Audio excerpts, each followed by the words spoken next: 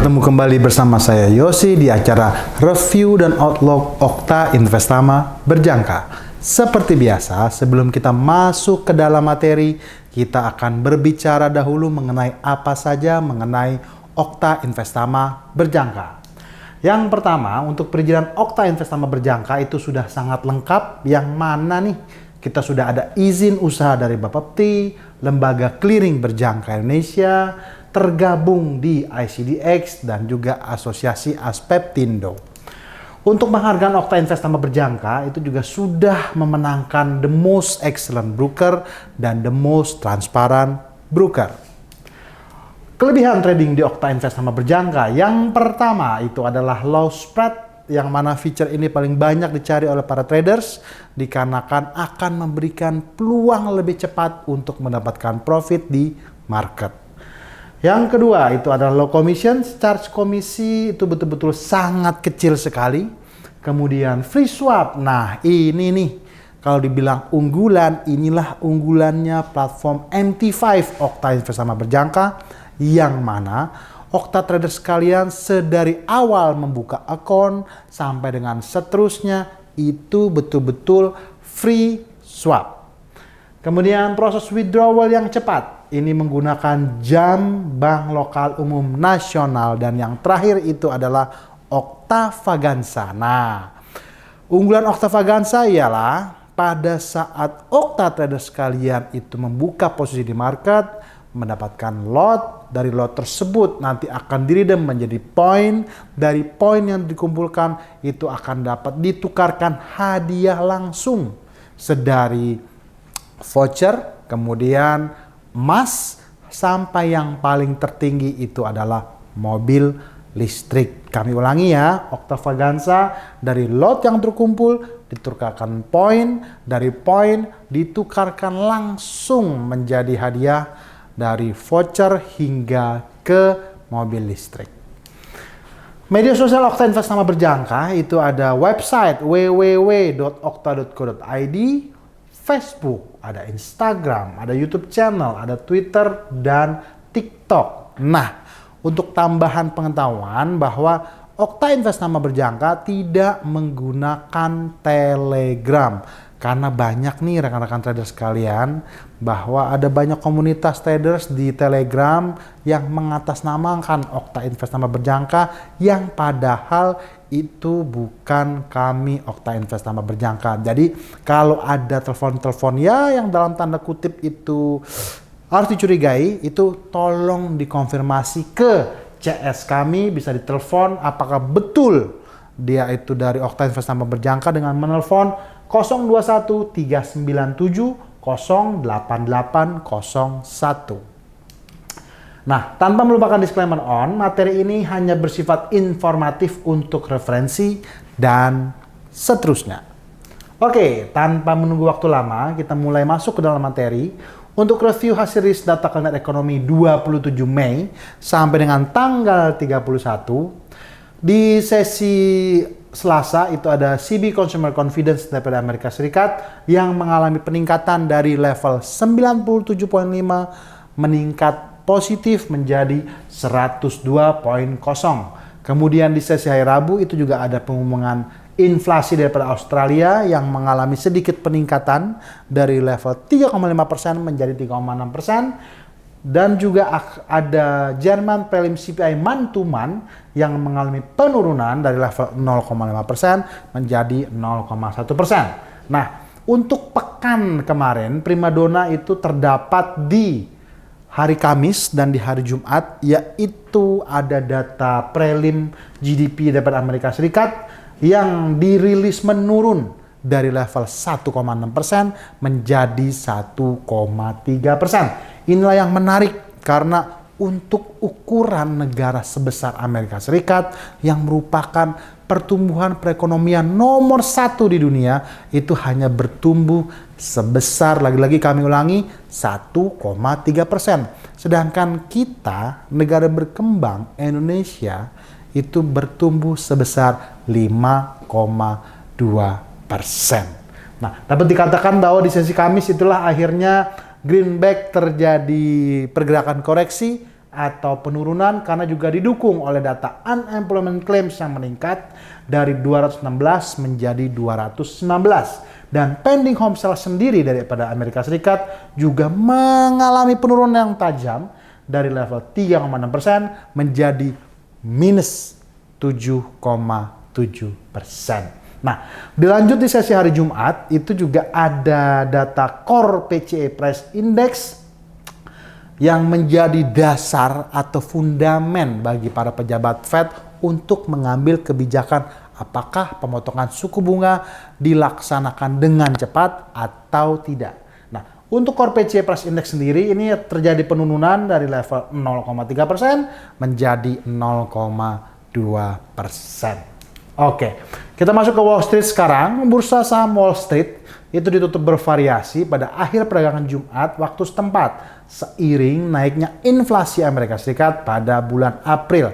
Jadi di level 0,2% yang dirilis di Core PCE Price Index menandakan bahwa memang sih daya beli masyarakat Amerika Serikat menurun, tetapi masih dikatakan cukup panas.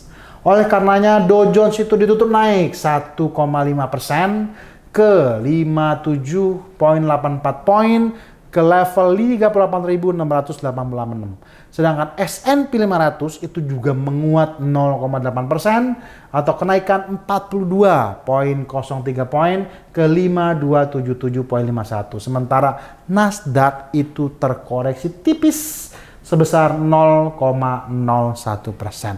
Secara keseluruhan, ada berita yang baik untuk Wall Street di pekan kemarin, yaitu Dow Jones dan S&P 500 yang kemarin-kemarinnya itu melakukan pergerakan koreksi menurun, akhirnya terjadi pergerakan rebound yang signifikan.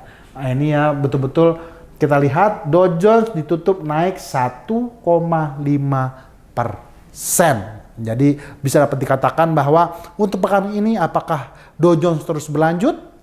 Kita lihat sama-sama dan mengikuti apa yang akan disampaikan di Outlook rilis data kalender ekonomi di pekan ini. Nah, untuk minyak sendiri itu juga membukukan penurunan pada akhir perdagangan Jumat yang merupakan penutupan perdagangan bulan Mei. Jika dihitung perdagangan sepanjang bulan, harga minyak dunia itu sebetulnya mengalami tekanan yang cukup dalam. Nah, bahkan jika dilihat secara historis, penurunan harga minyak sepanjang Mei kemarin merupakan penurunan terburuk sepanjang tahun 2024. Nah, jangan galau tetapi karena apa? Biar bagaimanapun yang menggerakkan distribusi, transportasi dan perdagangan itu adalah minyak. Minyak memang itu harus turun, minyak memang harus terkoreksi. Karena apa?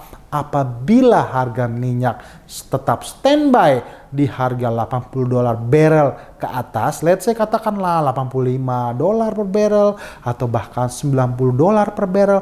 Nah, disitulah dapat dikatakan inflasi dunia secara global itu akan susah turun.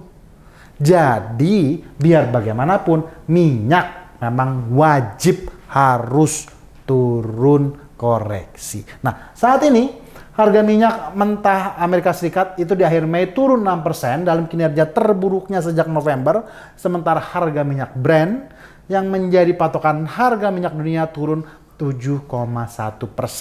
Untuk WTI sendiri di kontrak bulan Juli terpantau di level $77.99 atau turun 92 sen atau turun 1,18%. Sedangkan harga minyak Brent untuk kontrak Juli dipatok $81.62 per barrel atau turun 24 sen atau penurunan 0,29%. Tetapi untuk apa nih kaitannya dengan kita yang trading? Ya otomatis kita betul-betul cari harga yang terbaik untuk minyak, di mana kita betul-betul menunggu area support yang bagus, area buy yang baik. Tidak bosan-bosan kita kasih masukan atau kasih informasi kepada okta trader sekalian bahwa trading minyak sebetulnya asik, sebetulnya menyenangkan karena range-nya itu hanya $30. Dari range $60 sampai dengan range $90. Nah, sekarang range harga minyak itu nanti akan kita tunjukkan ya, di grafik akan terlihat jelas. Range-nya itu loh. Nah, sekarang di area 76-an itu berarti sudah merupakan area-area yang cukup bagus untuk menyentuh level support. Oke, sekarang kita beralih ke emas. Harga emas kemarin melemah pada perdagangan Jumat yang merupakan perdagangan terakhir di bulan Mei.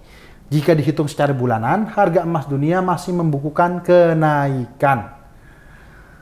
Investor dan trader emas masih mencerna laporan inflasi Amerika Serikat yang sebagian besar sesuai dengan perkiraan.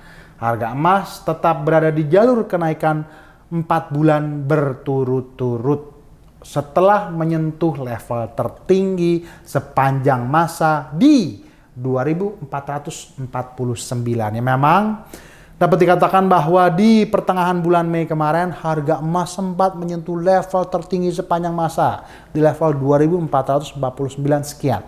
Nah, disitulah semenjak menyentuh harga tersebut, harga emas akhirnya terkoreksi sampai ke level 2300-an 25-an, bahkan 2300-an belasan gitu loh. Nah, itu merupakan suatu hal yang wajar dikarenakan secara teknikal memang sudah sempat menyentuh harga tertinggi sepanjang masa, dia wajib koreksi.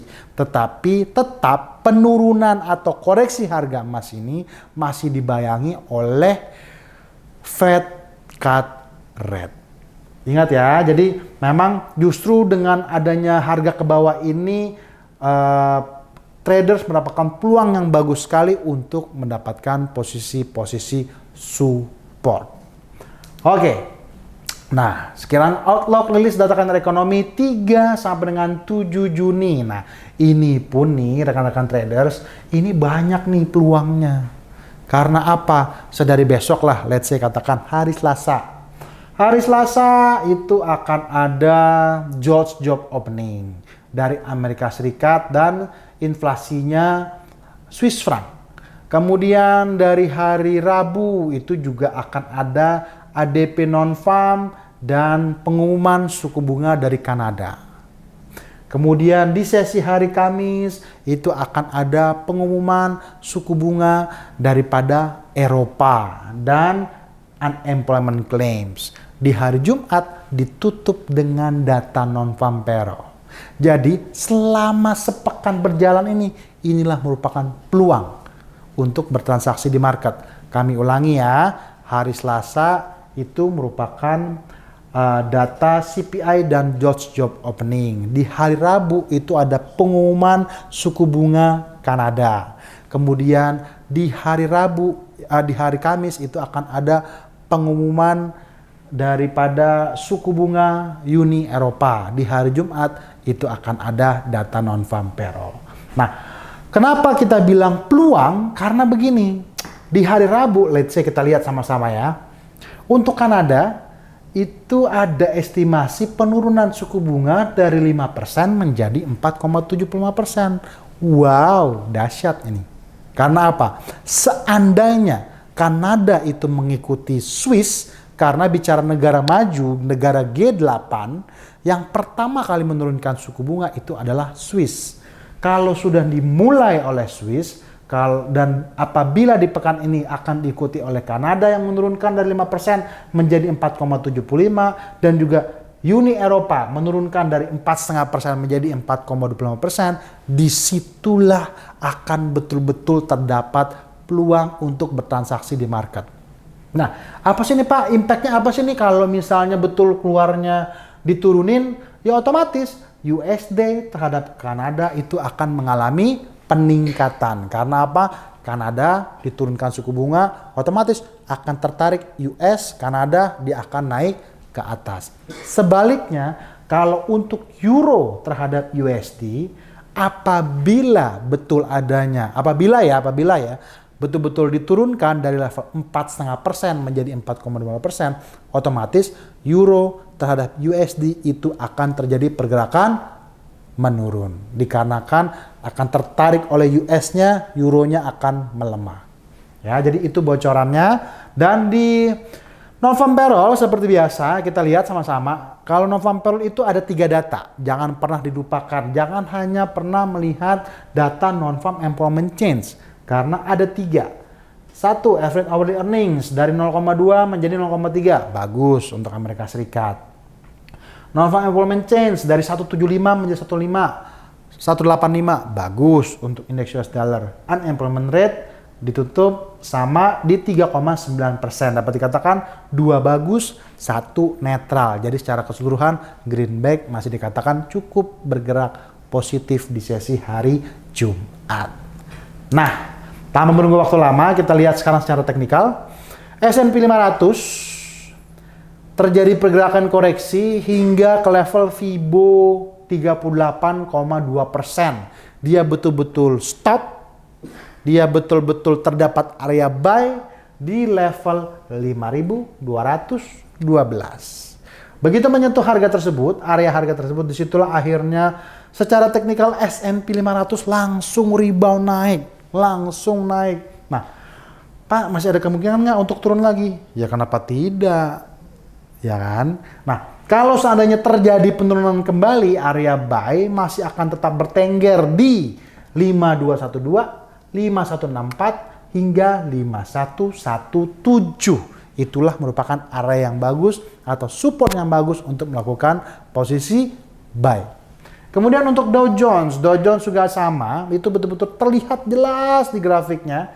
Begitu menyentuh level Fibo 76,4%, disitulah akhirnya Dow Jones langsung stop pergerakan koreksinya.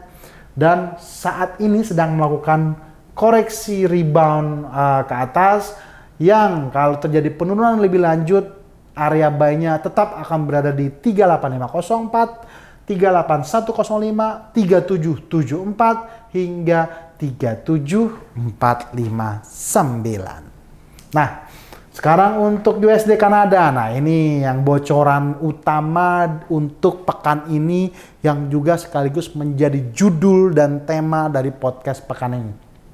Bocoran untuk USD Kanada. Jadi kalau betul adanya seperti yang dikatakan tadi, suku bunganya ternyata betul diturunkan, berarti akan terjadi secara normal akan terjadi pelemahan pada USD Kanada. Disinilah kita harus mencari dengan jeli level-level resistennya atau level-level untuk menjual USD terhadap Kanada. Kita mulai ya. Yang pertama di 1.3661, 1.3678, 1.3700 hingga 1.3734. Itulah merupakan area-area untuk melakukan posisi sell.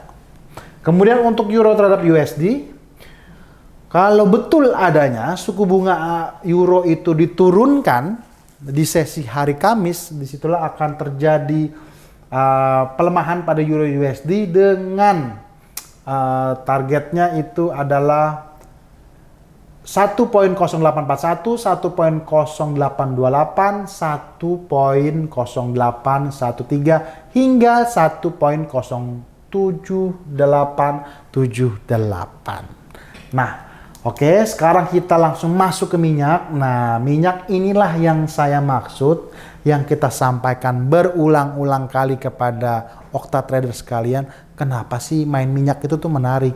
Karena secara time frame weekly pun, time frame medium, ini range-nya tuh hanya sekian. Nah, ini hanya $30. Gitu loh. Terlihat betul secara teknikal bahwa pada saat ini, kalau dari harga tertinggi dan terendah, harga minyak sedang tertahan di area 50% atau di area 77 hingga 75.31. Nah, disinilah bocorannya. Jadi Pak, area saya kalau untuk mau buy minyak yang bagus di mana ya? Nah, yang bagus itu adalah di level 75.31, 72.40, 69.99 hingga 67.70.